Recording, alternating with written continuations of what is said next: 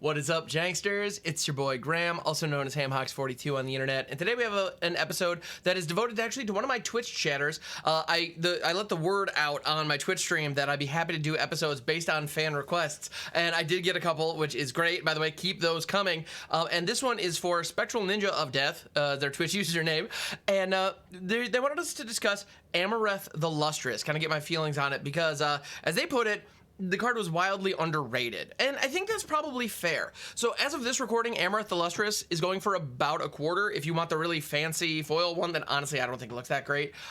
It's still less than $1. So why is that? Why is this card so inexpensive? Well, let's get into what the card does, and we'll go from there.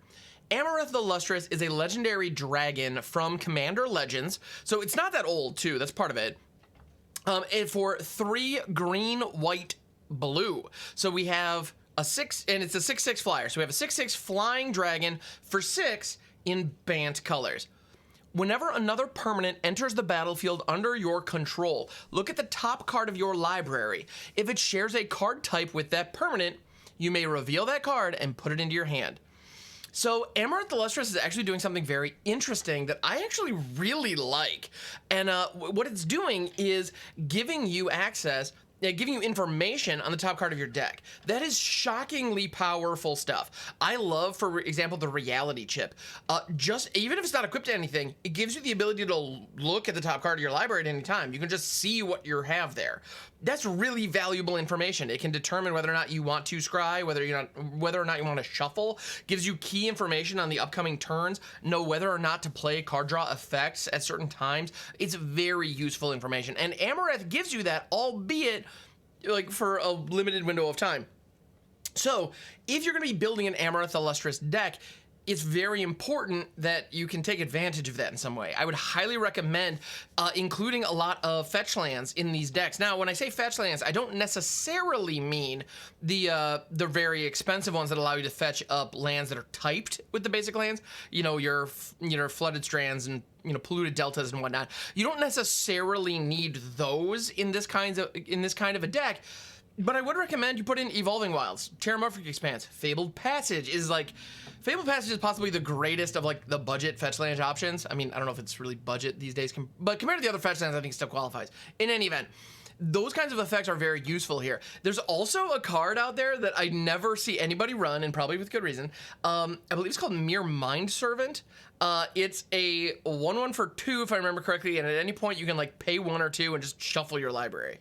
Like, that's all it does. It just shuffles your library. Not a great card, probably still not worth it in this deck, but it's one that I consider adding to a lot of decks because partly I just think it's funny. But yeah, effects like, like your various fetch lands get the job done. And additionally, you have an added bonus. Amareth's ability does not say non-land permanents. So when you hit your land drop, you get to look at the top card of your library. If it's a land, you just draw it.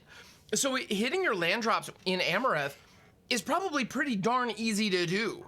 And so if I were to build an Amareth the Lustrous deck, I would definitely build it around landfall synergies. And on top of that, you're in Bant, so you have all the Ruin Crab situation where you can mill people. You have your Scoot Swarms and your other like green ramp spells. Like, my goodness, the amount of options that you have there is kind of unreal. White gives you access to things like Felidar Retreat that also cares about land drops in a really cool way. Fearless Fledgling, by the way, is also like quietly a really good landfall payoff. It's easy to forget about and easy to overlook, but it's like actually pretty solid. Like, if it goes unchecked in a game, it can really rough your opponents up. So I'd recommend giving that a shot. So that's the way I would build this, because then I could have 50% of the cards in the deck be lands, and then I would also want to make sure that I have a large proportion be creatures. So I would definitely build this kind of in the exact opposite way I would build the new Atraxa. Because with the new Atraxa, the Grand Unifier, when she enters the battlefield, you look at the top 10 cards, and for each type, you get to draw that card, or put it in your hand. So what you're doing there is you're benefiting from having a wide array of card types. Amareth is exactly the opposite. If I have a creature enter the battlefield, I want a high probability of that top card being a creature. That way I get to draw the card. So that's really important. yeah, so I would definitely build it with primarily lands and creatures in the deck to make it nice and simple. I want to make sure that we get advantage.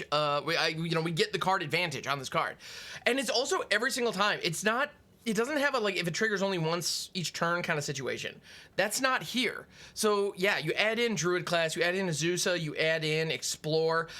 This is a situation where burgeoning might be useful. Like this is really like very potentially powerful if your deck is tuned to take advantage of this ability. And with it being a 6-drop, building a ramp deck is really nice because you're probably going to get this out on turn 4 and then get additional advantage from there. So I think this is actually a pretty cool commander, capable of doing some really neat things. And the fact that it is going for so cheap right now is kind of wild, but I can also understand it because it's not super obvious. And mechanically, what does this give you? If it does the thing successfully, this is giving you card advantage. You are drawing cards when you're playing permanents. But even then, if you play like a land if you let's say you play a land, if you have a creature on top of your library, all of a sudden that creature is just stuck there. You don't get it into your hand and it sits unless you can cast a creature, because now you know that creature's there. So if you can cast a creature, great, you get to then draw the card and you can keep moving about your day. But if you don't, you just totally stall out, and any additional mana you have is kind of left sitting there. So that's kind of a bummer.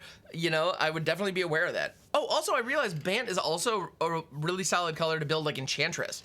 So honestly, I think part of the reason why this card is so cheap is because it isn't an obvious build.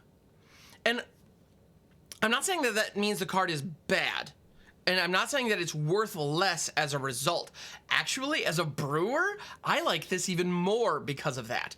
You can build this in a ton of different ways. You could build this around enchantments. You could build this around solely creatures. You could pick like a creature type. You could do like Elf Ball with this. Like, I don't know, why not, right? You could do some really cool stuff with this card. Yeah, it could be all enchantments. You could build a deck that's oops all lands with this and just see what happens. Like, I don't know, this is interesting. Heck, you could even do an artifact build potentially with Amareth. That could be very interesting and very cool, and your opponents are not going to see it coming, which could be really interesting.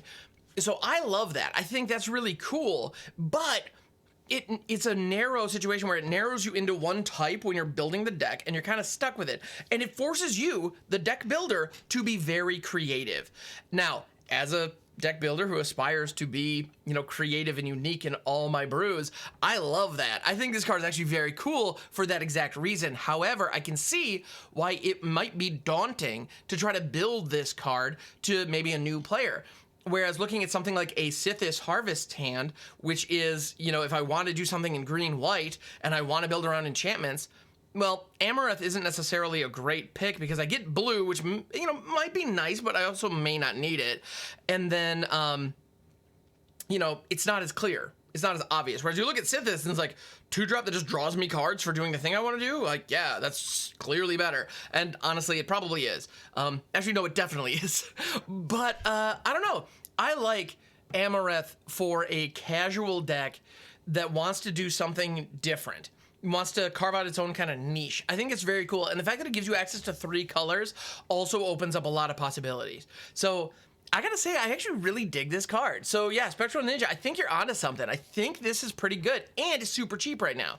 So if you have a cool spicy deck that is built primarily around one card type, definitely get this in there. I'm also realizing, as I'm saying this is one of the fun things about this show, is when I get started, I will think of cards that synergize with this. Yeah. I'll think of cards as we go. Oh, that's the alchemy version. Just kidding. So if you're not watching the video, I'm sorry.